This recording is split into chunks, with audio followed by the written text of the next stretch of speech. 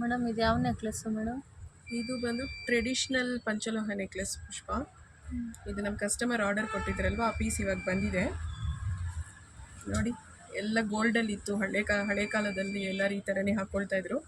ಇವಾಗ ಪ್ಯೂರ್ ಪಂಚಲೋಹ ಪುಷ್ಪ, ಮತ್ತು ಮೇಲೆ ಮಿಲಿಗ್ರಾಮ್ ಗೋಲ್ಡ್ ಪಾಲಿಶ್ ಆಗಿದೆ. ಇದು ಲೈಫ್ ಲಾಂಗ್ ವ್ಯಾರಂಟಿ ಬರುತ್ತೆ, ಅಂದರೆ ಪ್ರೊವೈಡೆಡ್ ಬಿಸಿನೀರಲ್ಲಿ ಯೂಸ್ ಮಾಡಬಾರ್ದು.